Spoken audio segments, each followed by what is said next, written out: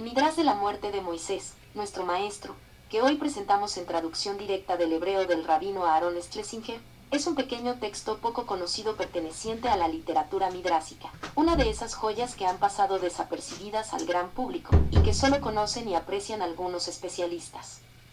Este texto, que data del siglo XIII, fue impreso por primera vez en Constantinopla en el año 1516. En el año 1693 fue traducido al yidis por Aarón ben Samuel, convirtiéndose en una lectura muy popular entre las mujeres judías. Desde entonces se han sucedido las reimpresiones. En Deuteronomio 34, último capítulo de la Torá, se describe los últimos momentos de Moisés, que está a punto de morir. Moisés puede ver la tierra, pero no le está permitido entrar en ella. Entonces fallece a la edad de 120 años. Uno comentándolo, Rashi nos dirá que 1. El número 120 sugiere una vida completa. De ahí la expresión judía, que vivas hasta los 120. 7.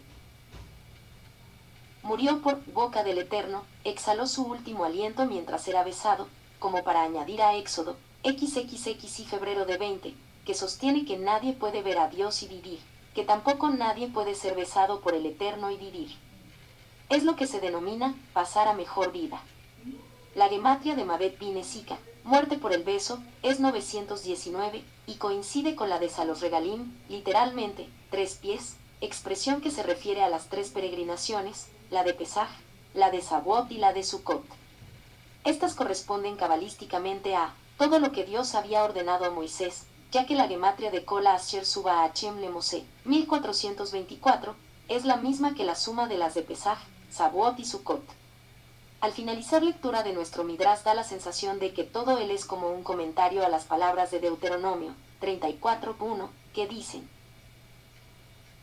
y no se levantará más en Israel un como Moisés, que conoció al Eterno cara a cara.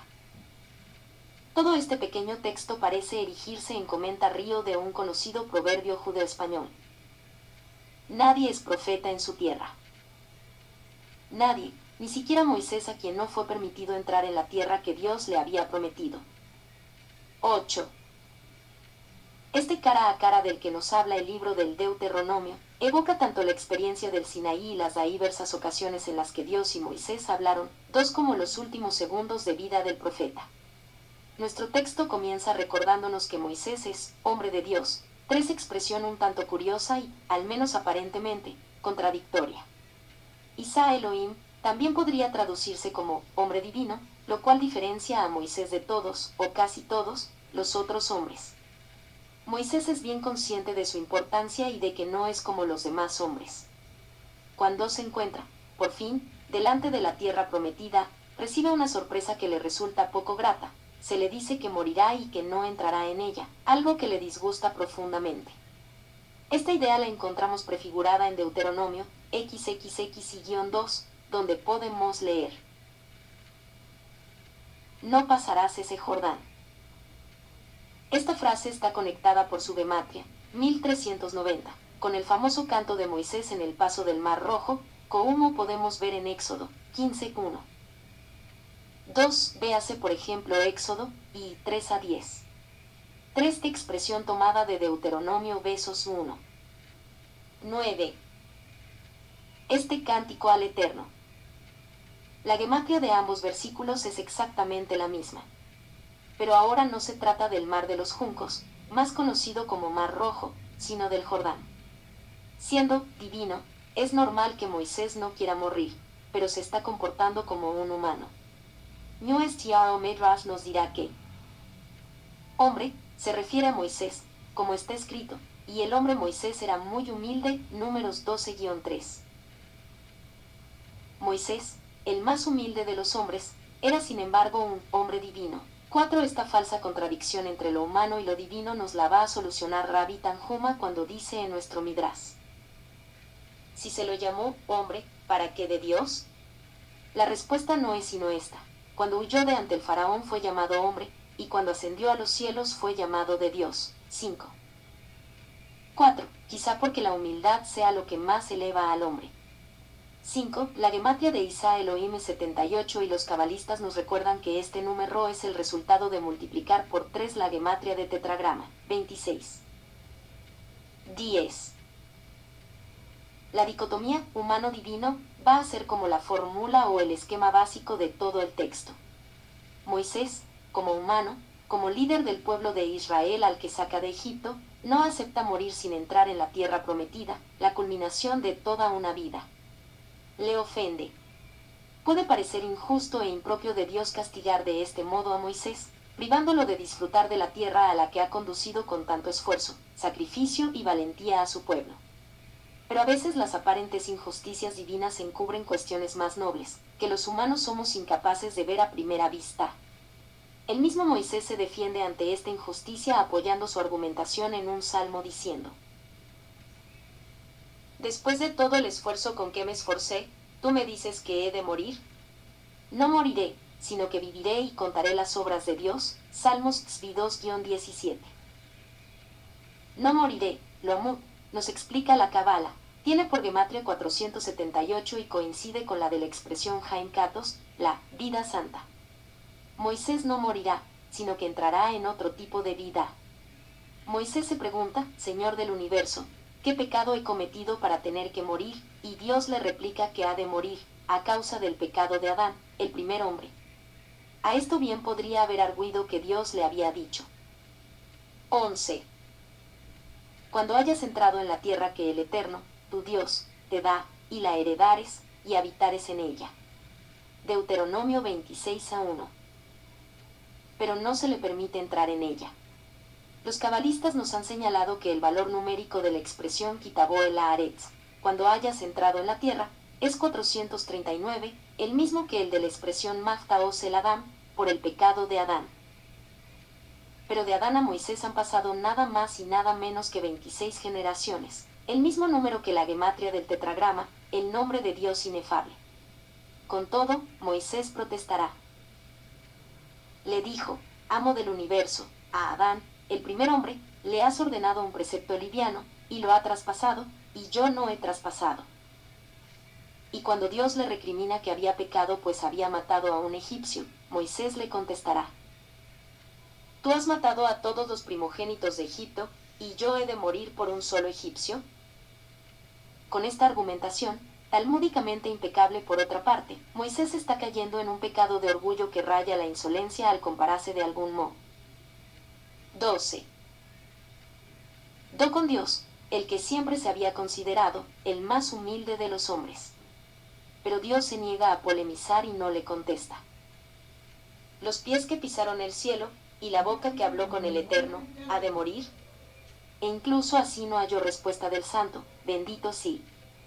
Esto respecto a Moisés, ¿qué harán y qué dirán las demás personas? Los israelitas, y si Dios hace morir a aquel cuyos pies pisaron el cielo, sería algo francamente desmoralizante y desmotivador de cara a los hombres. Otro argumento que Moisés esgrimirá será: ¿en vano mis pies han pisado Arafel? Arafel, que significa broma, niebla, tiene la misma gematria que Mitzrayim, Egipto. Es como una especie de cielo inferior, intermedio. Leemos en el Midrash Tanjuma. Cuando le llegó el tiempo de morir, le dijo el santo, bendito sea, se acercan los días de tu muerte. Deuteronomio XXX-14. Respondió ante él, Señor del universo, ¿es que en vano pisarrón mis pies el Arafel? ¿Es que en vano cabalgué delante de tus hijos como un corcel para que mi final sea el de un gusano? 13. Este texto se apoya en el pasaje de Éxodo, octubre de 21, que dice que Moisés se aproximó a la bruma en la que se encontraba Dios. Y Moisés se acercó a la bruma en la cual estaba Dios. La palabra bruma es aquí Arafel. Esto nos viene a enseñar que el lugar en el que puede producirse el encuentro es comparable a una bruma. Arafel procede de Oref, que significa nuca, cerviz, y que es un anagrama de Paró, faraón. También le pide a Dios que no se comporte como los humanos cuando le dice: Te pido por favor que no seas como un rey de carne y sangre, porque un rey de carne y sangre, cuando tiene un siervo y aún es joven y es fuerte, lo ama, y cuando envejece, lo odia. pero tú, no me arrojes en el momento de la vejez. Cuando se acabe mi fuerza, no me abandones. Salmos LXX-9. Hay, pues, mal le pese a Moisés, una relación sutil entre el pecado original y el hecho de no poder entrar en la tierra prometida. Finalmente, Moisés acaba muriendo, pero nadie sabe dónde se halla su sepultura. 6. Véase Deuteronomio 34-6. Esta misma idea la defiende Louis Catiox cuando dice que las tumbas de los hijos de Dios son tumbas vacías. 14. Otro pasaje que tampoco ha pasado desapercibido a los sabios cabalistas es aquel que dice, después de que Moisés llegara a la tienda. 7. Si tomamos la última letra de cada palabra, podemos formar el tetragrama, el nombre de Dios asociado a la misericordia, de quien Moisés, cuya gematria, como ya vimos, es 26. En el medio de la frase nos hallamos con el término Ed, que no se tiene en cuenta pero que parece estar uniendo a las 4 palabras para evocar la unificación de los nombres de Dios Elohim y el Eterno. Ed significa eternidad. A las letras que forman Ed, las encontramos más grandes que las demás en el Shema Israel, considerado como una unificación de los nombres Elohim y el tetragrama. Otra conocida gematria nos la encontramos en el pasaje que dice: ¿y de dónde se sabe que Moisés imploró 515 veces, como el valor numérico de imploré, Beit Hanan? Esta gematria de manual, que está tomada del Midrash Rabbah 11,10, nos remite también al Talmud, Berajot 10b, cuando comenta a Ezequiel, y 7. Esta expresión aparece en Midrash Lakesh sobre Éxodo Besos-8. 15. Durante la oración, uno debe mantener los pies juntos. Como está dicho, sus pies estaban rectos. El sevillano David Abudiram, S14, discípulo del famoso Baal HaTurim, el gran especialista en gematria, escribió: esto se simboliza por el hecho de que Yesara, rectos, tiene el mismo valor numérico que Tefila, oración. Se trata de una etimología clásica que, como nos recuerdan los cabalistas, es también la de Istzadik, hombre justo. Quizá por ello mismo, cuando Dios decide que Moisés ha de morir, el texto de nuestro Midrash nos regala una serie de citas bíblicas entre las cuales hay que destacar: y no se levantará más en Israel un profeta como Moisés, que conoció al Eterno cara a cara, Deuteronomio 34-10. Y los cielos dijeron, se perdió un justo de la tierra, Miqueas 7-2. El argumento de Dios, en su omnisciencia, para no permitir que Moisés viva y pueda entrar en la tierra prometida no deja de ser ingenioso, para prevenir la idolatría. Aquel que era el más humilde entre los hombres, podría caer en la tentación de volverse orgulloso. Y está sentenciado. El Creador le dirá: 16. Si te dejo con vida, errarán contigo, y te harán un Dios, y te adorarán. Al final, como todo mortal, Moisés morirá, pero no como los demás hombres, no lo hará a manos del ángel de la muerte, sino de un beso del Eterno. 8. Los eruditos consideran que el beso del Eterno es un mero modismo del hebreo para expresar que fue por una decisión divina. Francamente, si así fuera, podría haberse dicho de otra manera. El beso, el ijud, la unificación por excelencia, se utiliza en la Cábala para describir la unión entre los mundos superior e inferior.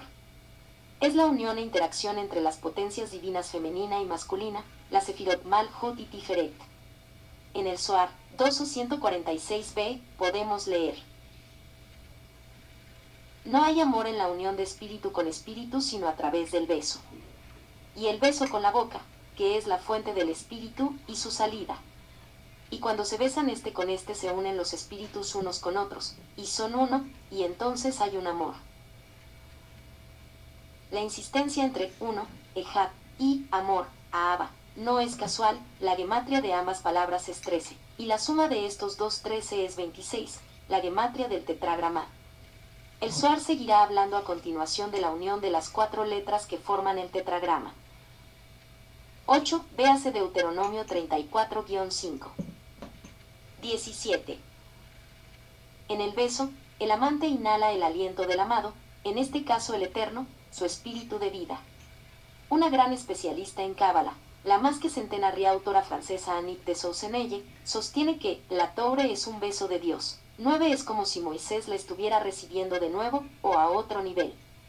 Con todo, Moisés no entrará en la tierra prometida, pero sí en el Olam Abba, el mundo venidero, por lo que Moisés, hijo mío, hay mucho preparado para ti en el mundo venidero, y te saciarás de todo tipo de deleites del jardín del Edén y sus delicias. Y más adelante, el santo, bendito sea, le dijo a Moisés, tus días se anulan y tu luz no se anula.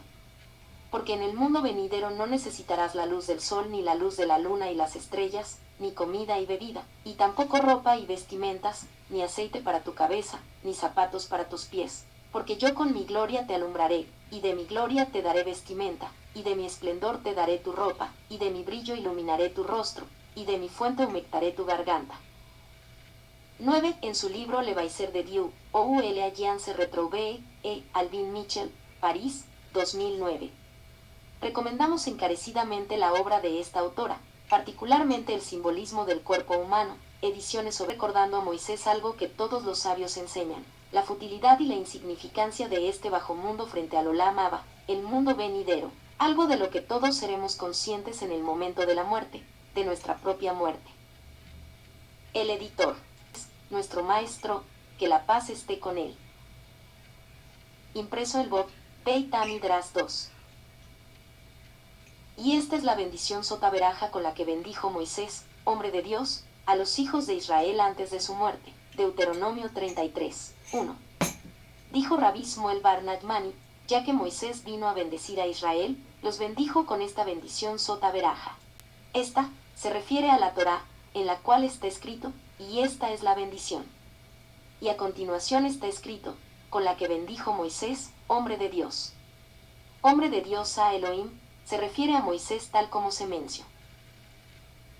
En el versículo, y, hombre a Elohim, se refiere al santo, bendito sea, como está escrito acerca de él, el Eterno es hombre de guerra. Y todo eso, ¿para qué? Para que se cumpla lo que está dicho, una cuerda de 3 cabos no se rompe con facilidad. Eclesiastés 4:12.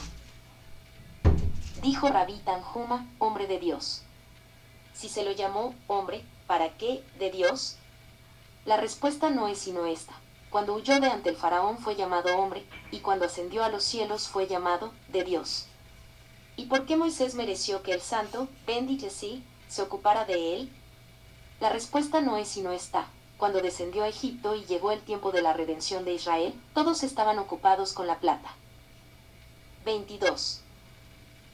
Y el oro, y Moisés estaba ocupado rondando por la ciudad durante 3 días y 3 noches para hallar el ataúd de José. Porque no podían salir de Egipto a menos de que ascendieran con ellos los huesos de José, como está dicho, y José hizo jurar a los hijos de Israel, diciendo, ciertamente Dios se acordará de vosotros y subiréis mis huesos de aquí. Génesis 50 horas y 25 minutos. Y cuando Moisés buscaba el ataúd de José, Seraj, la hija de Asher, se topó con él estando cansado y exhausto. Y ella le dijo, ¿por qué estás preocupado? Y le dijo, estoy preocupado por el ataúd de José. Ella le dijo, ven conmigo al Nilo y te mostraré dónde se encuentra. Fue con ella, y le dijo, el ataúd está en este lugar, y lo han hecho de plomo, y lo han sellado por los 4 flancos, porque así dijeron los hechiceros del faraón. Y los egipcios sabían que los hijos de Israel no podían salir de Egipto. 23. Hasta que subieran el ataúd de José, porque ellos sabían de la gravedad del juramento con que los hizo jurar, y por eso acordaron con sus hechiceros, e hicieron un ataúd de plomo con distintos tipos de brujerías, y este es su lugar. Inmediatamente Moisés abrió su boca y dijo, José, José, tú sabes que ha llegado el tiempo de la redención de Israel, y tú los has hecho jurar de que no ascendieran de Egipto hasta que subieran tus huesos, y tú, considera el honor del Dios de Israel, y no demores la redención de ellos. ¿Tienes un hechizo? Pide y solicita a tu Dios, y asciende inmediatamente del abismo. Inmediatamente el ataúd de José comenzó a moverse y a ascender de las profundidades, hasta que flotó sobre las aguas. Moisés lo tomó sobre sus hombros y marchó con él, y 24. Los hijos de Israel tomaron la plata y el oro, y las vestimentas y los vestidos de los egipcios, y Moisés no consideró eso, sino por el contrario, estaba muy alegre. El santo, bendito sea, le dijo, Moisés, Moisés, por tu vida, ¿no has hecho algo pequeño al no haber considerado la plata y el oro? También yo, cuando te apartes del mundo, me ocuparé de tu lecho de muerte, y no de ninguna otra persona del mundo.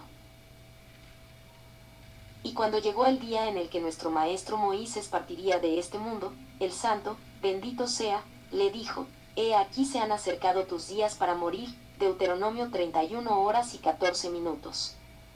Dijo ante él, amo del universo, después de todo el esfuerzo con que me esforcé, ¿tú me dices que he de morir? No moriré, sino que viviré y... 25. Contaré las obras de Dios, Salmos 118, 17. El santo, bendito sí, le dijo, suficiente para ti. Hasta aquí vendrás y no aumentarás. Llama a Josué y está de pie en la tienda de la reunión, y lo ordenaré, Deuteronomio 31 horas y 14 minutos. Dijo ante él, amo del universo, ¿por qué yo he de morir? Si es por el honor de Josué, que Josué entre a gobernar, y yo saldré. El santo, bendito sí, le dijo, ¿y le harás tal como él te hacía a ti? Le dijo, sí. Inmediatamente Moisés madrugó, y fue tras Josué, y le dijo, Maestro. Y Josué temió mucho, y le dijo, ¿a mí me llamas maestro? Y nuestro maestro Moisés, que la paz esté con él, dijo a Josué, ¿tú quieres que viva y no muera? Le dijo, sí. Le dijo, ¿y acaso no está bien para ti que no muera? De modo que, si algún asunto te resultara difícil, yo te enseñe, pero recibe sobre ti que viva, y te haga a ti tal como me hubieses hecho a mí. 26. Josué le dijo a Moisés, todo lo que decretes sobre mí, yo lo recibo, con tal de ver tu rostro. Y nuestro maestro Moisés, que la paz esté con él, comenzó a hacer a Josué todo el honor que Josué le hacía a él. Debido a que entró a la tienda de reunión, y descendió la columna de nube, como está dicho, y el Eterno se reveló en la tienda, en una columna de nube, y la columna de nube se ubicó junto a la entrada de la tienda. Deuteronomio 31 horas y 15 minutos, interrumpió entre Moisés y Josué. Josué estaba en el interior, y nuestro maestro Moisés, que la paz esté con él, fuera. Ya que vio eso, dijo, 100 muertes y no una sola envidia. Moisés comenzó a clamar con su boca, y dijo ante él, amo del universo, ¿qué pecado hay en mí para que muera? El santo bendito sea, le dijo, ciertamente a causa del pecado de Adán, el primer hombre, que está escrito acerca de él, y el eterno Dios dijo a los ángeles, he aquí que el hombre será como uno de nosotros, conocedor del bien y el mal, Génesis 3:22. Por eso tú mueres. Le dijo, amo del universo, ¿en vano mis pies han pisado Arafel? ¿Y en vano he corrido ante tus hijos como un caballo? Le dijo, ya he decretado la muerte sobre Adán. 27.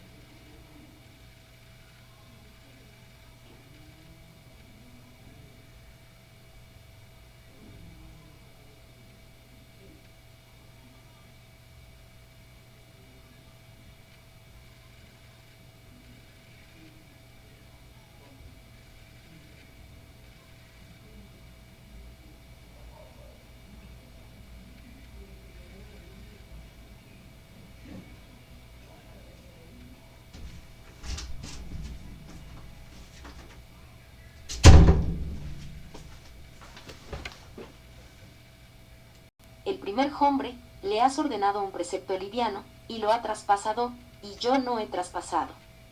Le dijo, he aquí Abraham santificó mi nombre en el mundo, y murió. Le dijo, salió de él Ismael. Le dijo, he aquí su hijo Isaac, extendió su cuello sobre el altar. Le dijo, salió de él Esaú. Le dijo, he aquí Jacob, que salieron de él 12 tribus, y no te han hecho enojar. Le dijo, no ascendió al cielo, y sus pies no pisaron Arafel, y no has hablado con él cara a cara, y no recibió la Torá de tu mano. El santo, bendito sí, le dijo, suficiente para ti. No sigas a 28. Blándome más de este asunto. Deuteronomio 3:26. Dijo ante él, amo del universo, tal vez los hijos de Israel digan, si no fuera que halló cosas malas en Moisés, no lo hubiera apartado del mundo. Le dijo, ya he escrito en mi Torá, y no se levantará más en Israel un profeta como Moisés. Deuteronomio 34 horas y 14 minutos. Le dijo, tal vez dirán que en mi juventud hice tu voluntad, y en mi ancianidad no hice tu voluntad. Le dijo, ya he escrito, porque no me habéis santificado. Deuteronomio 32 horas y 51 minutos. Le dijo, amo del universo, entraré en la tierra de Israel y viviré allí 2 años, o 3, y moriré. Le dijo, es un decreto ya decretado ante mí que no entrarás allí. Le dijo, si no entraré en mi vida, entraré en mi muerte. Le dijo, amo del universo, todo este enojo contra mí, ¿por qué? Le dijo, porque no me habéis santificado. 29.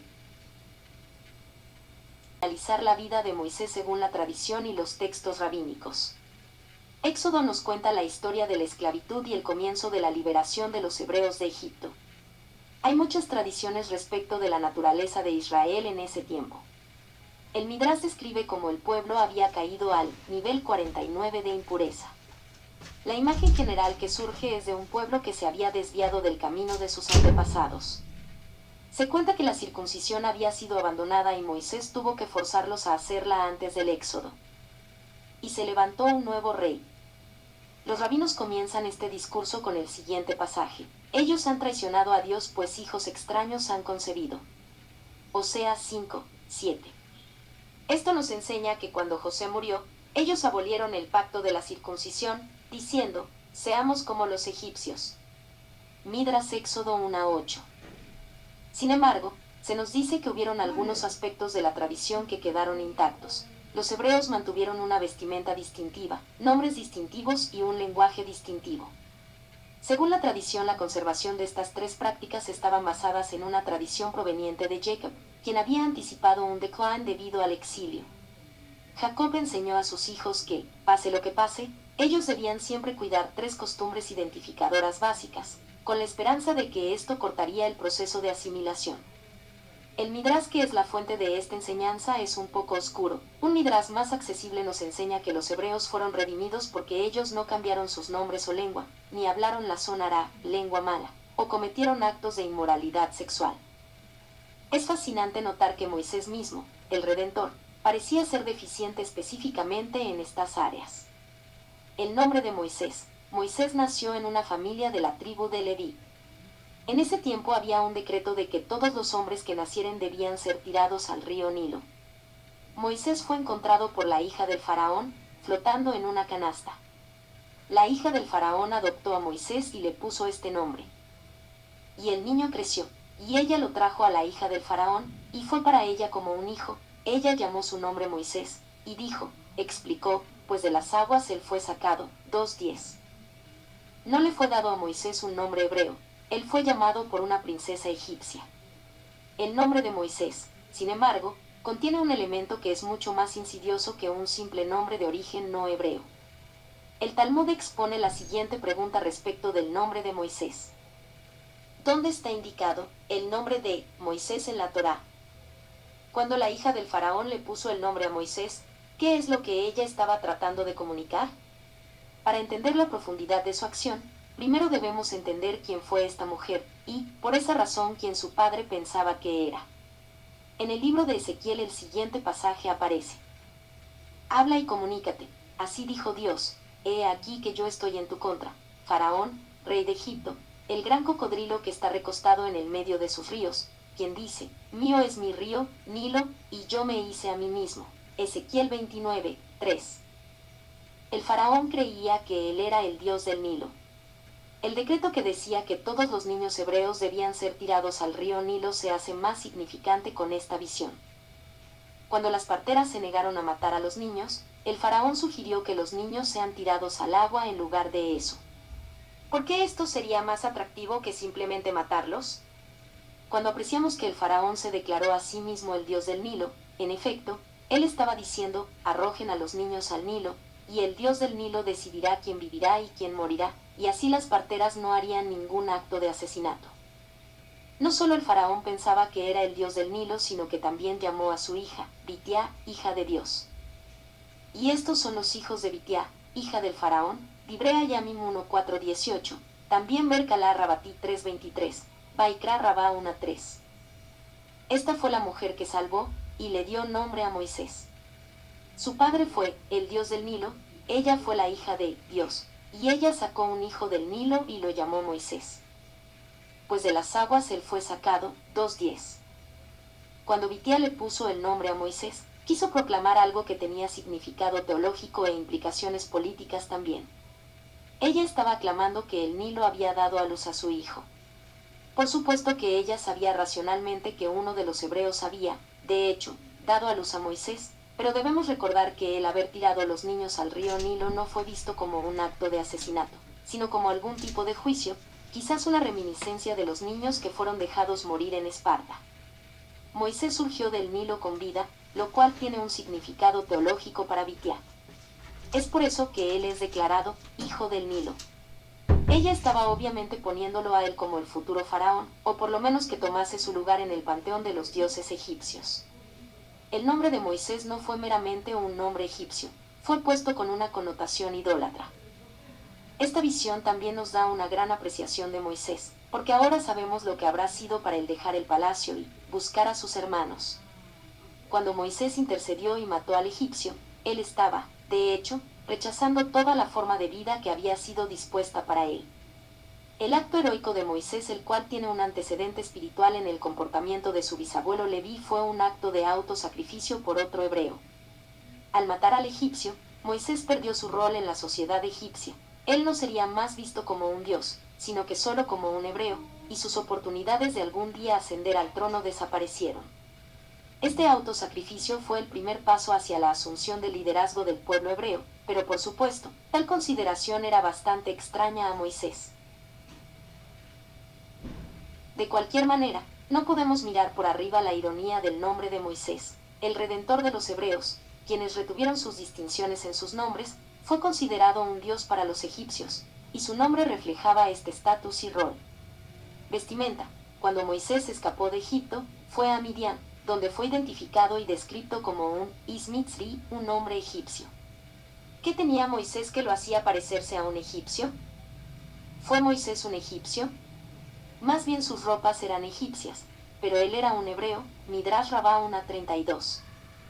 El segundo factor que contribuyó a la liberación fue que tenían una vestimenta distintiva. Aquí también, Moisés fue deficiente. Lenguaje. Los hebreos también conservaron un lenguaje diferente, preservando el hebreo como su lengua madre a pesar de los largos años de exilio. Aquí también, las credenciales de Moisés parecían faltar. La Torá nos dice que Moisés tenía dificultades para hablar.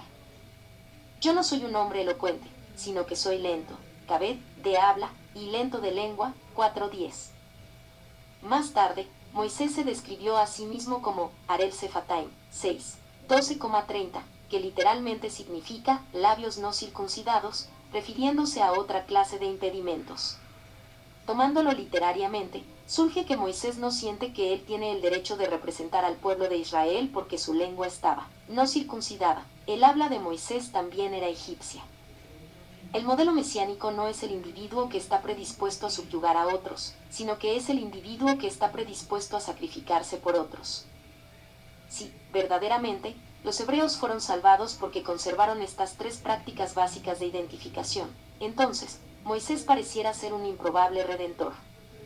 ¿Por qué fue elegido Moisés?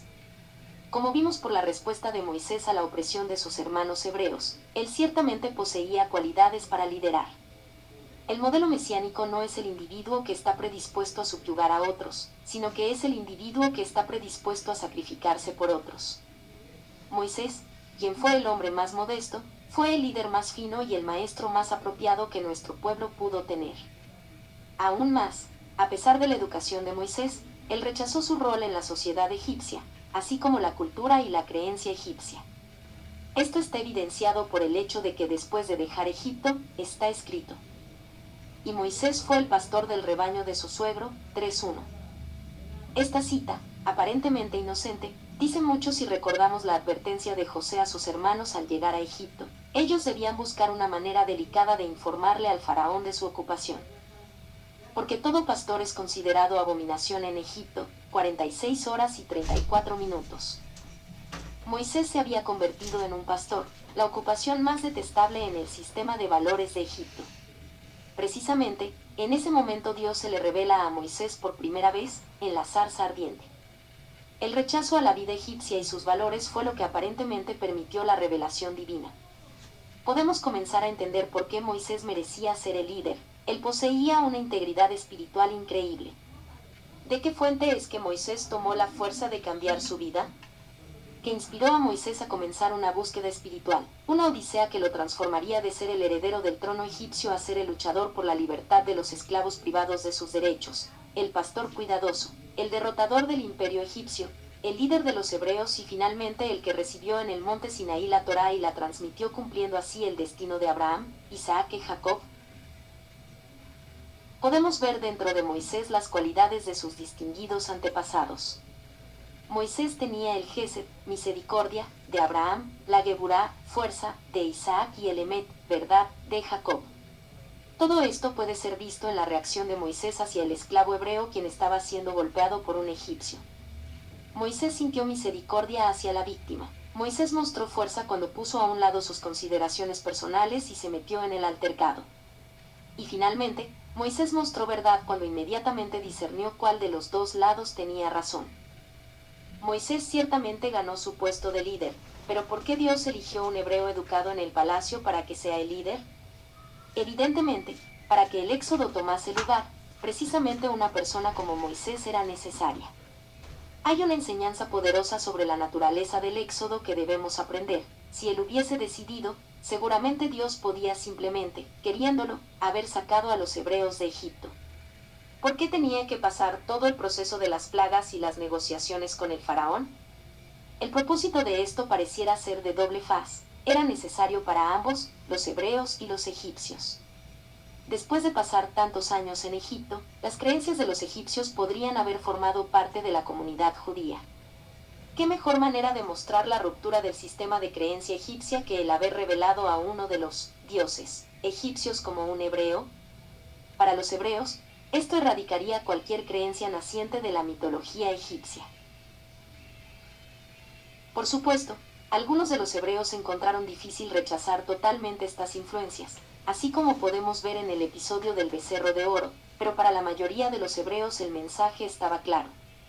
Mientras que Moisés se vio a sí mismo como inapropiado para liderar a los hebreos, Dios no encontró a otro mejor que él, específicamente por los atributos que Moisés enumeró como sus propios defectos. Por otro lado, el mensaje fue importante también para los egipcios. Ellos también necesitaban saber que su religión era falsa. ¿Quién mejor maestro que Moisés? En un momento él se vistió como ellos, habló como ellos y ellos estaban incluso preparados para idolatrar.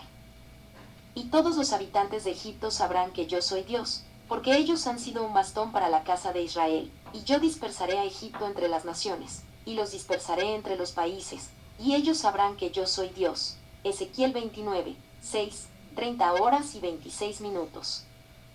La redención de Egipto, que sirve como un prototipo de nuestra redención final, tiene conceptos universales, no simplemente la salida de los hebreos de esa tierra extraña, sino que una poderosa polémica en contra de la más grande civilización en el mundo en ese tiempo. Cada una de las plagas fue diseñada como un truco para convencer a los hebreos, por un lado, y desmoralizar a los egipcios por el otro. Pero cuando la mitología egipcia se mostró como un sistema autoglorificante en quiebra, el pueblo egipcio tendría que haberse dado cuenta de la superioridad del pensamiento hebreo. Al final, los egipcios, aún convencidos de la fortaleza de su dios el faraón, lo siguieron y entraron con él en el mar, hasta la muerte. Sorprendentemente, aún después de 10 plagas, ellos todavía creían que tenían una posibilidad de ser victoriosos. Solo podemos imaginar a los líderes egipcios alentando al ejército, insistiendo que el poder de Dios de los hebreos se limita a la tierra, mientras que el poder del faraón sobre el mar es absoluto y la victoria es segura. Cuando la redención final llegue, no va a ser solo de un interés hebreo. Será el evento más grandioso en la historia del mundo, que convencerá a todos los pueblos del mundo del error en sus caminos. El concepto hebreo de la redención tiene su antecedente en la redención de Egipto. Moisés, el impredecible héroe, surge del mismo epicentro de la civilización que deberá ser rechazada, como la gloriosa corona de la cultura egipcia. El rechazo de Moisés hacia la vida egipcia mostró mucho a todos los que lo conocían o supieron de él. A pesar de que Moisés mismo dudó en asumir el rol del Redentor, su mismo rechazo hizo que sea una opción mucho más atractiva, especialmente cuando recordamos que un elemento crucial del Éxodo fue la eventual revelación en el monte Sinaí. Y él dijo: ciertamente yo estaré contigo, y esta será una señal para ti, que yo te he enviado. Cuando tú saques al pueblo fuera de Egipto, deberás servir a Dios en esta montaña. 3:12. Moisés es recordado para la posteridad no tanto como el Redentor. Su nombre es virtualmente ausente de la Agadá de Pesaj, Pascua, que cuenta la salida de Egipto, sino que Moisés es conocido como Rabenu, nuestro maestro y el mayor de todos los profetas. Seguramente, la redención fue política y geográfica, pero lo más importante es que fue teológica, y aquí es donde Moisés sobresale, como el más grande de los maestros en nuestra historia. Cuando el Mesías llegue, según los textos rabínicos, parte de su función será política en naturaleza, pero su función principal será enseñar al mundo la verdad y el poder de Dios. De uno y otro lado estaban escritas. Y aconteció que cuando él llegó al campamento, y vio el becerro y las danzas, ardió la ira de Mosé, y arrojó las tablas de sus manos, y las quebró al pie del monte. Shemot 32 horas y 15 minutos, 19. La ruptura de las tablas se menciona de nuevo en Parashat Ikeb, como parte del resumen de las peregrinaciones en el desierto. Y miré, y he aquí habíais pecado contra a vuestro Dios, os habíais hecho un becerro de fundición, apartándoos pronto del camino que os había mandado. Entonces tomé las 2 tablas y las arrojé de mis 2 manos, y las quebré delante de vuestros ojos. Devarim 9, 16-17. La destrucción de las tablas representa la tragedia de la generación del desierto y, en gran medida, la malaventura del pueblo de Israel hasta nuestros días. Cuando un Sefer Torah cae al piso, toda la congregación queda conmocionada. Aquí, las tablas escritas con la propia escritura de Dios fueron destrozadas por Mosé delante de toda la nación. Es imposible describir la tragedia, encarnada en este acto, y dónde y qué podríamos haber sido si no fuera por el pecado del becerro de oro. Pero en un nivel diferente, más allá de la tragedia de la nación en su conjunto, el pecado del becerro de oro es la tragedia de Mosé. Nos imaginamos a Mosé trabajando y esforzándose vigorosamente en el intento de inculcar los valores de la Torá y la fe en pueblo de Israel, tratando de acercarse a Dios a través de la comprensión. Y ahora, mientras está en el pináculo de su esfuerzo, en medio de su encuentro personal con Dios en el monte Sinaí, recibiendo la Torá, él se viene abajo y descubre que, en cierto sentido, todos sus esfuerzos han sido desperdiciados. ¿Qué hizo que Mosé rompiera las tablas mientras bajaba por la montaña? ¿Por qué decidió que era correcto romperlas? El Midrash aborda esta cuestión y trae una parábola para explicar la acción de Mosé. Decidió que era mejor romper las tablas y hacer que Israel no recibiera la Torá, de tal manera que su acto de traición no sería un rechazo directo de los mandamientos porque aún no los habían recibido y aceptado.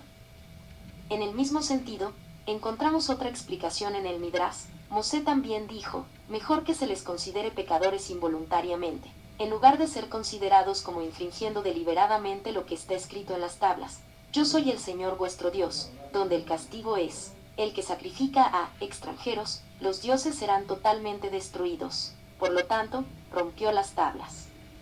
Shemot Rabá 43. Así, incluso cuando Mosé ve que Bene Israel han descuidado todo lo que aprendieron, nunca deja de tratar de protegerlos.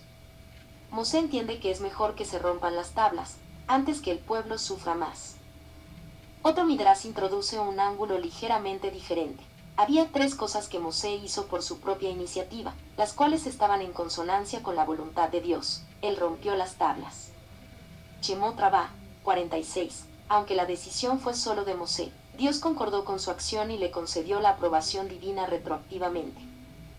Sin embargo, vemos una dirección diferente, casi opuesta, adoptada en otros Midrashim. En aquel tiempo, Ame dijo: lábrate 2 tablas de piedra como las primeras, y sube a mí al monte, y hazte un arca de madera. Devarim 10, 1, por eso está escrito: no se apresuren en su espíritu a enojarse, porque la ira descansa en el seno de los necios. Coelet 7, 9. ¿Quién es el que estaba enojado? Mosé. Como dice, la cólera de Mosé se encendió, y él echó las tablas de sus manos, y las partió al pie del monte. Shemot 32 horas y 19 minutos. El santo le dijo: tú, Mosé, estás quitando tu enojo en las tablas de la alianza.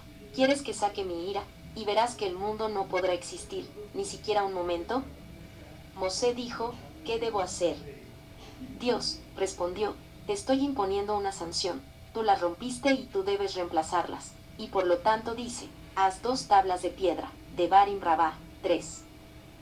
Este Midrash no describe el acto de Mosé como el resultado de la consideración lógica, sino más bien, hasta cierto punto, como un estallido emocional a la vista de Bene Israel y sus acciones. Cuando Mosé ve desmoronarse ante sus ojos todo su esfuerzo de liderazgo, se llena de ira y rompe las tablas, sin pensar en los resultados o la importancia de este acto. Por esto, Dios lo reprende. Un tercer acercamiento es traído en el Abot de Rabí Natán 2, 3. Rabí Yehuda ben Beteira dijo: Mosé no hizo pedazos las tablas, sino que Dios le dijo que lo hiciera, como está escrito: boca a boca le habló. Bemidbar 12, 8. Boca a boca le dijo que rompiera las tablas. El Midrash continúa citando una lista de Tanaim, entre ellos Rabí Eleazar ben Azaria, Rabí Akiva, Rabí Meir, y otros, que coinciden en que Mosé actuó siguiendo un comando divino directo. ¿Por qué estos Tanaim interpretan la situación de una manera que parece ser una completa desviación del sentido literal de los versículos? ¿Por qué quieren probar que Mosé actuó como lo hizo porque le habían ordenado? La respuesta parece clara: es, sencillamente, imposible imaginar a Mosé decidiendo por su cuenta romper las tablas que Dios le dio, sin una instrucción explícita para hacerlo. No es posible que un ser humano pueda decidir por sí mismo romper las tablas y los mandamientos inscritos en ella por cualquier razón, incluso como una respuesta a la violación absoluta de los mismos valores que la Torá viene a enseñar e inculcar. Estos Tanaim no podían imaginar a Mosé decidiendo por su propia iniciativa romper la palabra de Dios únicamente sobre la base de su propio cálculo, y ciertamente, no como resultado de un arranque de ira. Aunque hay alguna lógica en la acción de Mosé, es imposible que cometa una especie de transgresión por el bien del cielo, para educar a la nación. Una transgresión por una buena razón es un concepto que es ajeno a la Torá. Mosé no podía haber transgredido la palabra de Dios diciéndole que transmitiera la Torá a Bene Israel, sin una instrucción explícita de Dios. ¿Qué pasa con las otras opiniones que revisamos? ¿Es posible que tuvieran la posibilidad de una transgresión por causa del cielo? ¿Acaso sugerirían que la acción de Mosé podría quedar impune si actuaba como lo hacía en contravención de un mandato divino explícito, y sin consultar primero a Dios? Para completar el cuadro, debemos volver a un Midrash anterior que examinamos, y ver su preámbulo. El texto emergió de las tablas, y por lo tanto las destrozó, como dice: y miré, y he aquí habíais pecado contra a vuestro Dios, os habíais hecho un becerro de fundición, apartándoos pronto del camino que os había mandado. Devarim 9:16. Mosé vio que pecaron. Shemot Rabá 46. No habla de la escritura en el sentido simple de la palabra, sino más bien acerca de la sustancia y los valores. Cuando el pueblo de Israel transgredió el mandamiento fundamental de Dios: no tendrás otros dioses delante de mí, el texto escrito dejó la Torá, por así decirlo. Todos los valores que ella expresó y vino a enseñar a la nación, volaron al aire y lo abandonaron. Después de esto, las tablas quedaron en gran parte desprovistas de significado, por lo tanto, Mosé se permitió romperlas. Las tablas con la escritura divina sobre ellas, que Dios había mandado transmitir a la nación, no se habrían roto por Mosé. Pero después del pecado de la nación, desaparecieron las letras y las frases de las tablas y su significado. Para completar este enfoque, hay otro midrash que añade un detalle más sobre el acto de Mosé. Cuando Dios le dio las tablas, se transportaron a sí mismas por su liviandad. Cuando Mosé empezó su descenso, se acercó al campamento y vio al becerro de oro, el texto tomó vuelo, y las tablas, desprovistas de sentido, se hicieron pesadas en las manos de Mosé. Inmediatamente, la ira de Mosé se encendió, y él echó las mesas de sus manos, y las partió al pie del monte. Shemot 32 horas y 19 minutos, Tanjomá, Kitizá, 26. Cuando Mosé desciende de la montaña, las tablas son tan livianas que lo transportan. Mosé está enteramente envuelto en el espíritu de su intensa experiencia espiritual. Está lleno de motivación y deseo de transmitir a la nación lo que ha aprendido. En tal situación, ningún peso en el mundo podría detenerlo o pesarle. Lleva el peso de las tablas con facilidad. Pero cuando ve lo que Bene Israel está haciendo, su fuerza lo deja, su altura espiritual se derrumba. Todo el poder considerable que se guardaba dentro de él, expresado también en forma de fuerza física, desaparece. Inmediatamente, las tablas son demasiado pesadas para él y las deja caer.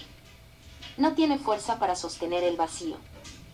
Desde la perspectiva de este midrash, Mosé quería llevar las tablas a Bene Israel y nunca tuvo ninguna intención de romperlas.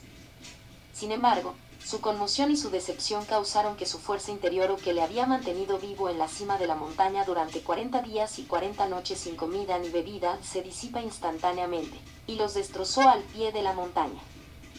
Pensándolo bien, es muy fácil comprender qué sucedió con Mosé. El becerro de oro debería haber servido como una advertencia.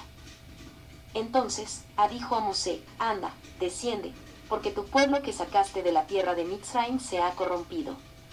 Pronto se han apartado del camino que yo les mandé, se han hecho un becerro de fundición, y lo han adorado, y le han ofrecido sacrificios, y han dicho: Israel, estos son tus dioses, que te sacaron de la tierra de Mitzraim. Dijo más a Mosé: yo he visto a este pueblo, que por cierto es pueblo de dura cerviz. Ahora, pues, déjame que se encienda mi ira en ellos, y los consuma, y de ti yo haré una nación grande. Entonces Mosé oró en presencia de su Dios, y dijo: ¿por qué se encenderá tu furor contra tu pueblo, que tú sacaste de la tierra de Mitzraim con gran poder y con mano fuerte? ¿Por qué han de hablar los egipcios, diciendo: para mal los sacó, para matarlos en los montes, y para raerlos de sobre la faz de la tierra? Vuélvete del ardor de tu ira, y arrepiéntete de este mal contra tu pueblo. Acuérdate de Abraham, de Isaac y de Israel tus siervos, a los cuales has jurado por ti mismo, y les has dicho: yo multiplicaré vuestra descendencia como las estrellas del cielo, y daré a vuestra descendencia toda esta tierra de que he hablado, y la tomarán por heredad para siempre. Entonces, se arrepintió del mal que dijo que había de hacer a su pueblo. Shemot 32, 7-14. Mientras Mosé está todavía en el monte Sinaí, le cuenta de la imagen de un becerro de oro que los hijos de Israel han hecho en su ausencia y amenaza con la destrucción del pueblo. Mosé, que refleja en su súplica la de Abraham ante la inminente destrucción de Sodoma, logra cambiar la decisión de en parte porque apela a su relación con Abraham, Yitzhak y Jacob. También puede haber ayudado a que la mayoría, al parecer, era buena gente. Después de todo, cuando los levitas se unieron a Mosé en matar a los del becerro, los muertos no eran más de alrededor de 3.000. El fuego come o consume a aquellos que han de hacer frente a Dios o que se comportaban desafiando al orden establecido, como en el caso de Nadab y Abiú, ver Baikra 10, 2. Y, por supuesto, el fuego es esencial para cocinar, más específicamente en este contexto, el cordero pascual, que no debe comerse crudo, Shemot 12, 9. Hay que recordar que la Torá no está hablando literalmente. Dios no tiene un sistema digestivo. La palabra consumir se asocia con un fuego celestial que consume víctimas. Ver y Melahim 19:38. Después Mosé bajó del Sinaí y tomó el becerro que habían hecho, y lo quemó en el fuego, y lo molió hasta reducirlo a polvo, que esparció sobre las aguas, y lo dio a beber a los hijos de Israel. Shemot 32 horas y 20 minutos. Esta es una imagen poderosa de la inutilidad de la búsqueda del agente de protección en ausencia de Mosé. Comer conlleva el rechazo de parte del alimento, así como ingerir. Introducimos algo en nosotros, digiriendo lo útil y descartando el resto. Si lo excretamos es poco atractivo, sin embargo, la comida había tenido un resultado positivo a través de la alimentación. A diferencia de los hijos de Israel que se vieron obligados a comer el becerro de oro, hemos comido oro y plata solo como recubrimientos en las almendras garrapiñadas. Hace no muchos años, este oro o plata de confitería parecía positivo y agradable, una buena señal en las bodas y otros festejos. Ahora muchos de nosotros entendemos lo poco saludable que es para nuestra salud. Quizás el becerro de oro debería haber servido como una advertencia. El mensaje es claro, la humanidad no prospera necesariamente en todo lo comestible que viene de Dios. Es nuestra responsabilidad para distinguir lo bueno de lo malo y elegir nuestra comida en consecuencia. No sea que luego indigestemos nuestras almas. Grande es el arrepentimiento. La lectura este Sabbat de uno de los eventos más dramáticos en toda la Torá, el incidente del becerro de oro, nos convoca a encontrar más de un sentido en su correlación. Mosé había estado en el monte Sinaí por mucho tiempo, demasiado, para aquellos israelitas que todavía llevaban a Egipto en sus corazones y que no se podían liberar de la estética del paganismo y la autorización de romper con todas las barreras. Los esclavos recién liberados no podían tener fe en un Dios que está en todos lados y al mismo tiempo en ninguno, que no es visible ni audible. Mosé desciende de las alturas del monte Sinaí y ve con sus propios ojos que el pueblo está bailando alrededor del ídolo de oro. Rompe las tablas escritas por el dedo de Dios o las deja caer porque queda sin fuerzas para sostenerlas después de presenciar esa caída. Mosé vuelve a subir la montaña esperando poder comenzar de nuevo, orando por otra oportunidad, preguntándose si Dios podría perdonar a esta gente, y si alguna vez podría perdonarla. La última ascensión comenzó, según Ramban Nachmanides, el primer día de Elul, per Raman en el Pasuk de Shemot 33, 7. Tal vez Mosé pensó igual que nosotros. ¿Cómo podrían hacerlo después de haber estado en el monte Sinaí y ser testigos de la presencia de Dios? ¿Por qué se desviaron tan fácilmente? ¿Qué los hizo tan confundidos, tan temerosos de aceptar la revelación, como tan resueltos y expeditivos para traicionar lo que deberían haber abrazado? Atormentado por su propia desesperación y temor, suplicó a déjame verte en todo tu esplendor, Shemot 33 horas y 18 minutos. Pero incluso mientras Mosé decía esas palabras, sabía que había pedido lo inadmisible, porque nadie puede ver el rostro de Dios y vivir. En cambio, escuchó la voz de Dios reverberar dentro de él. Cerca de mí hay un lugar sobre una roca, añadió, puedes quedarte allí. Cuando yo pase en todo mi esplendor, te pondré en una hendidura de la roca y te cubriré con mi mano, hasta que haya pasado. Luego, retiraré la mano y podrás verme la espalda. Pero mi rostro no lo verás, Shemot 33, 21 a 23. Pasando delante de él, proclamó, Dios clemente y compasivo, lento para la ira y grande en amor y fidelidad, que mantiene su amor hasta 1000 generaciones después, y que perdona la iniquidad, la rebelión y el pecado, pero que no deja sin castigo al culpable, sino que castiga la maldad de los padres en los hijos y en los nietos, hasta la tercera y la cuarta generación, Shemot 34, 6 a 7.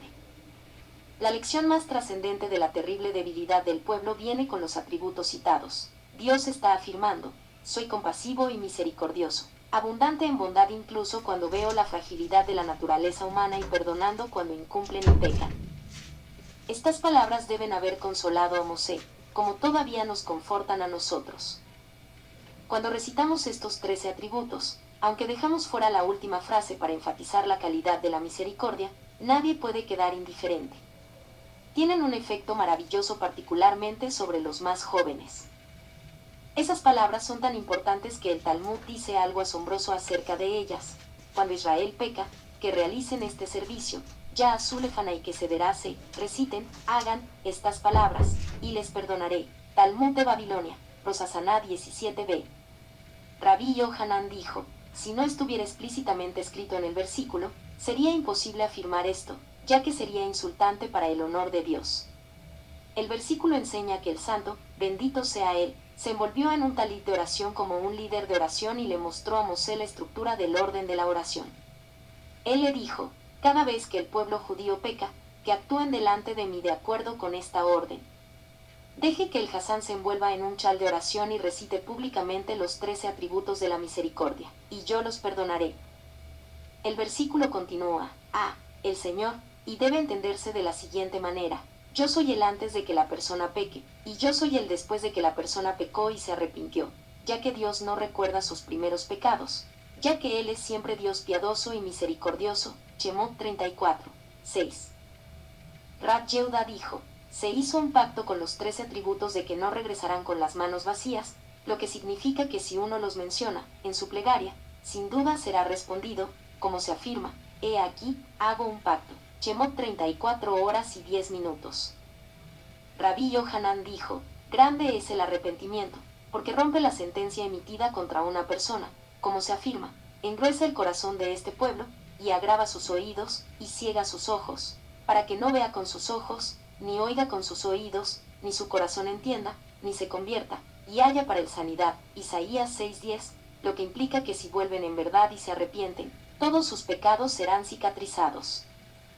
El Talmud no dice, déjenlos decir este orden antes que yo, sino más bien, déjenlos hacer, esta orden antes que yo. El perdón se efectúa no por el dicho, sino por el hacer.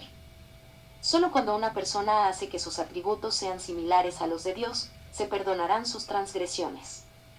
Los 13 atributos no son una prescripción para el perdón del pecado, sino un programa para comportamiento humano. Grandes pensadores tomaron los 13 atributos como un desafío para los seres humanos para emular a Dios en todo lo que hacemos, particularmente en mantener el amor hasta 1000 generaciones. A veces no percibimos algo para mí fundamental: si Dios puede perdonar, nosotros también deberíamos poder hacerlo. Hay segundas oportunidades. Así que Mosé vuelve a descender de la montaña, con un segundo conjunto de tablas de piedra, esta vez escritas con el conocimiento de la debilidad humana y la confianza en el perdón de Dios. Las primeras tablas fueron creadas solo por Dios, pero estas fueron obra de Mosé y Dios juntos.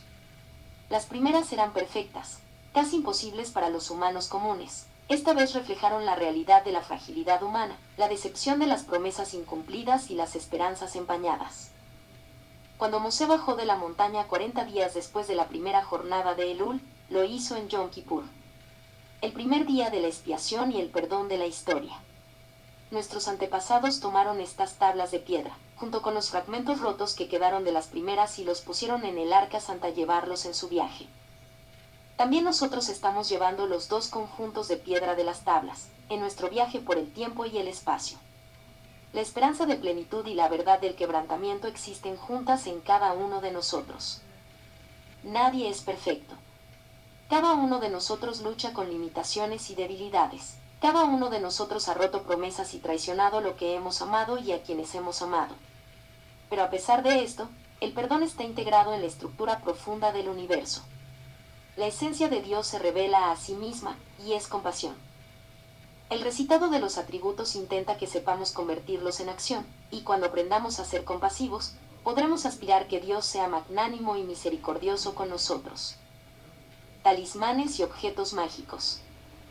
Estamos llamados a preguntarnos qué objetos e ideas que tratamos como ídolos, paradojalmente nos mantienen lejos de Gemilut Hasadim, la caridad, la filantropía, la benevolencia, la ayuda desinteresada y el respeto al prójimo, y de los preceptos que tenemos hacia nosotros y hacia creando una barrera.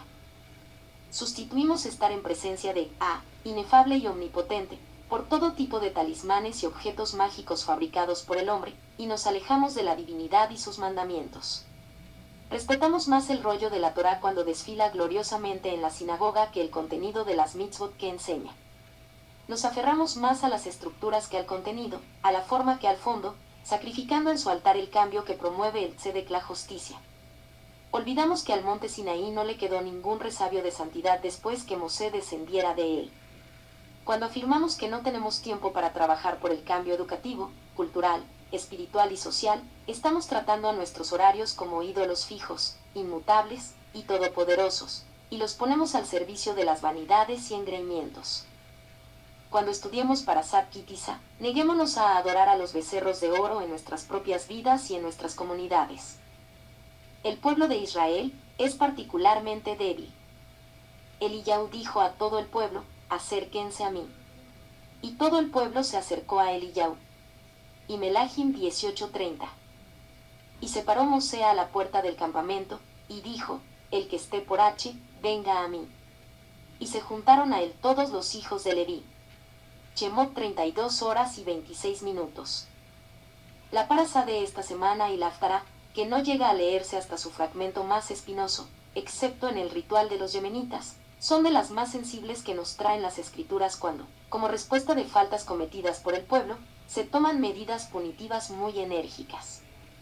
El pecado del becerro del oro, que ya fuera tratado marginalmente en nuestros comentarios de las semanas anteriores, es descrito aquí con todos sus detalles. Ver Shemot 32, 1-4.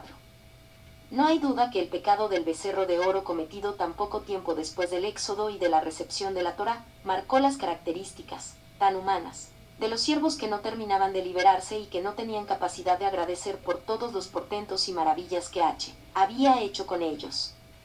Ni siquiera parecían ser conscientes de los mismos. La expresión Naaseh Benisma, haremos y escucharemos, que constantemente usamos como modelo de aceptación del yugo divino, tuvo, sin embargo, un efecto de apenas 40 días. Como que la expresión no hubiera sido sincera, agrega el Midrash, citando a Teilim 78, 36-37, pero entonces lo halagaban con la boca, y le mentían con la lengua. No fue su corazón sincero para con Dios, no fueron fieles a su pacto. Hay exégetas que opinan que el tiempo del compromiso de Naaseh Benisma fue incluso menor. Nuevamente se hace evidente que la fe y la participación en fenómenos únicos no van necesariamente de la mano. El castigo recibido por la falta fue excepcional, la muerte de 3.000 personas, el mismo día, a manos de sus propios hermanos que habían compartido su estadía en Egipto, y no por las manos de Dios ni por la de algún enemigo. Se paró Mosé a la puerta del campamento, y dijo, el que esté por H, venga a mí. Y se juntaron a él todos los hijos de Leví. Y él les dijo, así dice H, Dios de Israel, póngase cada uno la espada sobre el muslo, y pasen y repasen por el campamento de puerta en puerta, y maten cada uno a su hermano y a su amigo y a su vecino. Los hijos de Leví hicieron conforme a la palabra de Mosé, y cayeron aquel día unos 3.000 hombres del pueblo.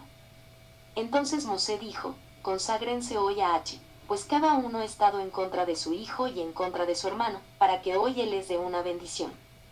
No hubo juicio. No hubo procedimiento alguno.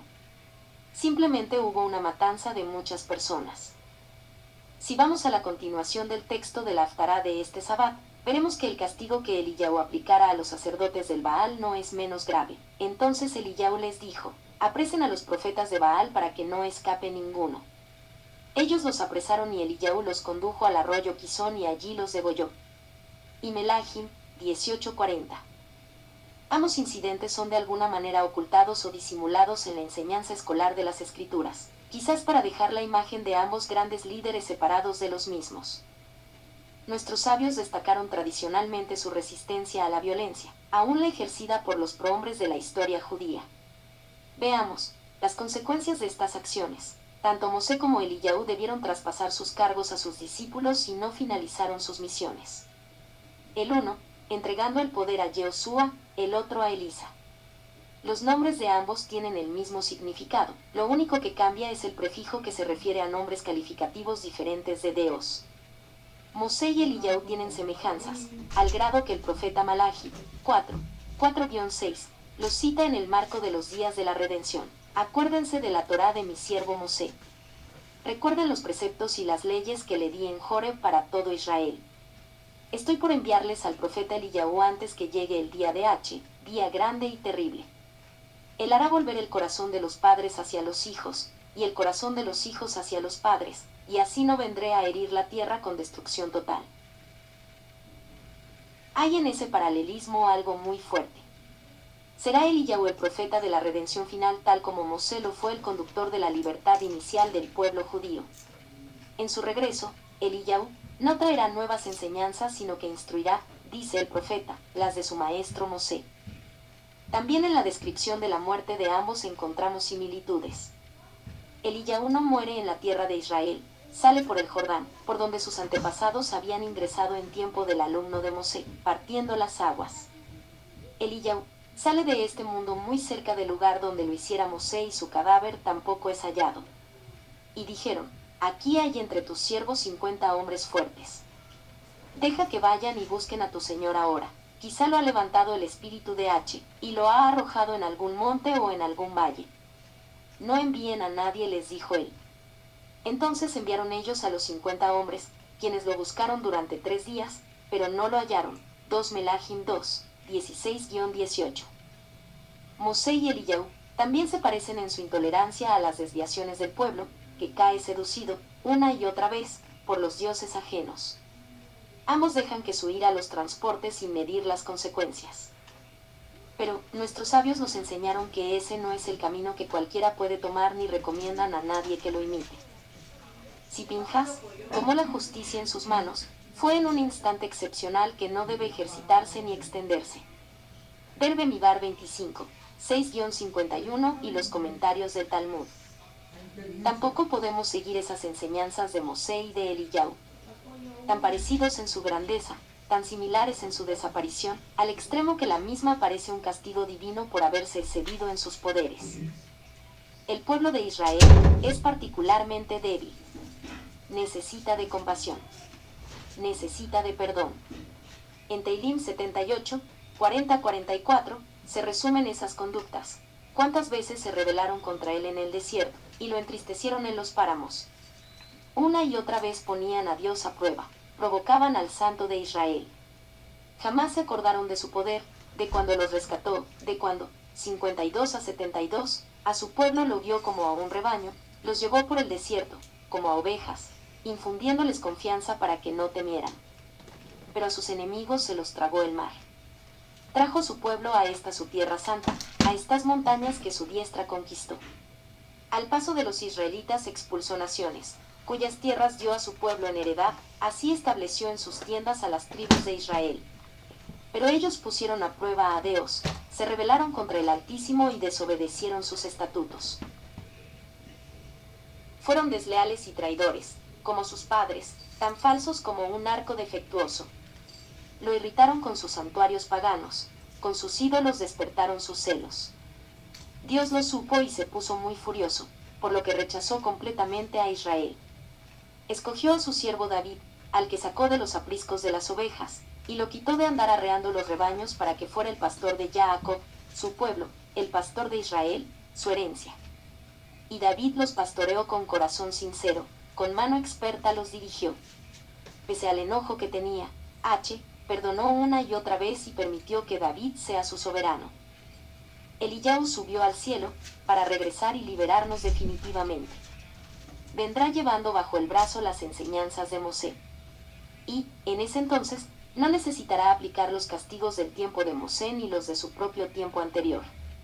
No por esos castigos son recordados Eliyahu y Mosé, sino por su compasión, por su solidaridad con las personas, por ser los grandes liberadores.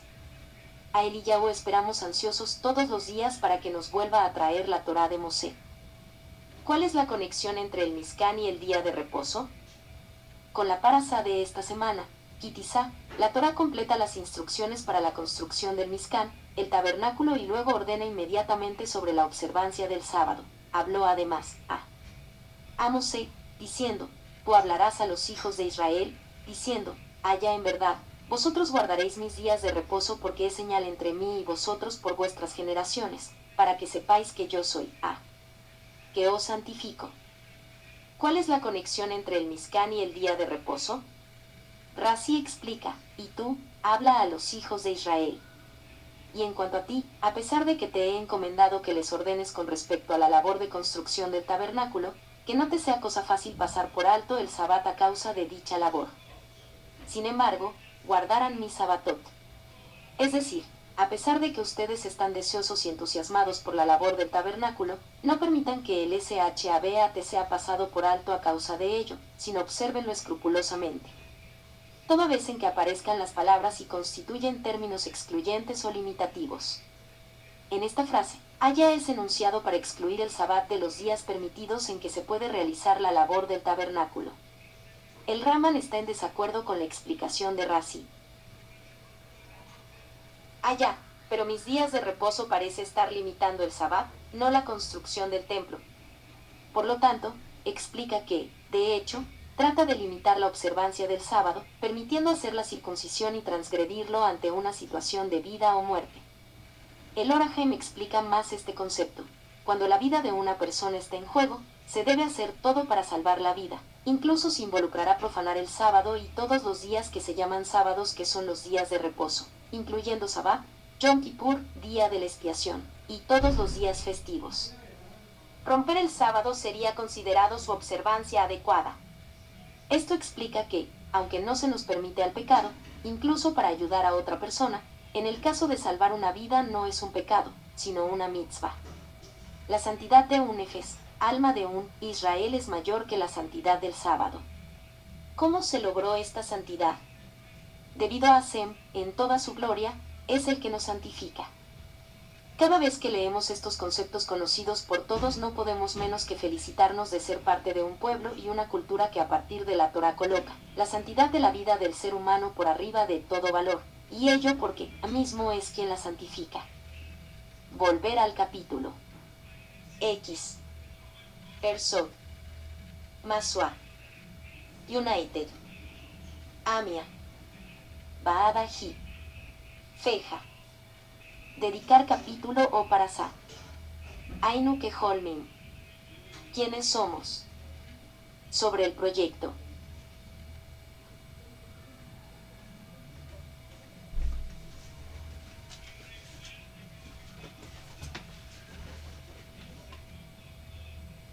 A la humanidad por medio de su Hijo, a quien designó heredero de todo, y por medio de quien creó el universo. Comparar columna 16. 1 Sioar 8:6.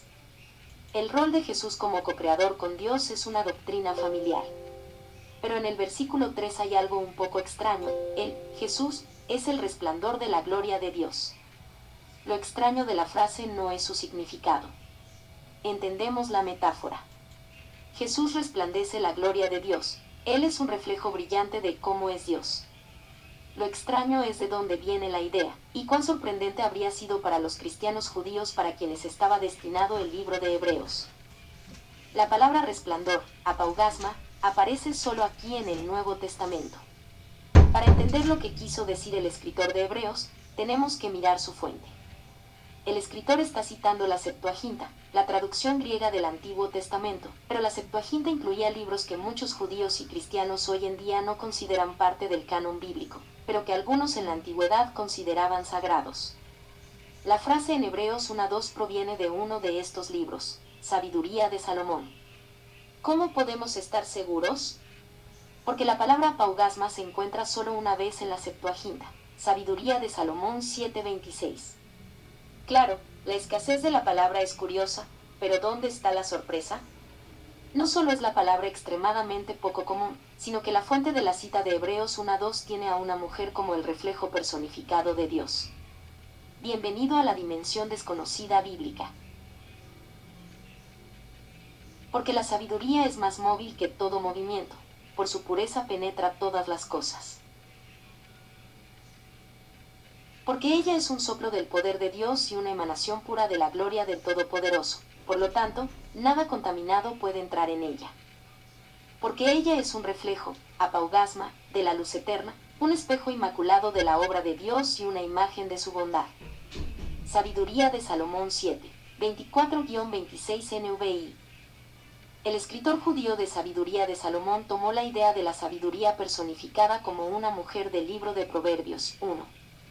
Si bien el término suele referirse a una vida práctica y perspicaz según la ley de Dios, el escritor de Proverbios a veces describe a la sabiduría como una mujer. Su voz, compárese con Proverbios 1, 20-33, 3, 13-16, 4, 6, 7, 4, 9, 1 y 6. Proverbios 8, 1 describe a la sabiduría hablando al pueblo de Dios. ¿No clama la sabiduría? ¿No alza su voz la inteligencia? Pero lo especialmente notable de la sabiduría en Proverbios 8, 22-30 es que se la describe como co-creadora de Dios. El Señor me engendró como el principio de sus obras, antes de sus obras de antaño, fui designada desde la eternidad, desde el principio, antes de que el mundo fuese, antes de que los montes se establecieran en su lugar, antes de los collados, fui dada a luz. Yo estaba allí cuando Él, Dios, estableció los cielos en su lugar, cuando trazó el horizonte sobre la faz del abismo. Entonces yo era el artífice a su lado, vi. La redacción aquí evoca Proverbios 3:19, donde leemos: con sabiduría el Señor fundó la tierra, con inteligencia estableció los cielos, NVI, compárese con Jeremías 10:12. La sabiduría, personificada en una mujer, se presenta como el agente creador de Dios en el Antiguo Testamento.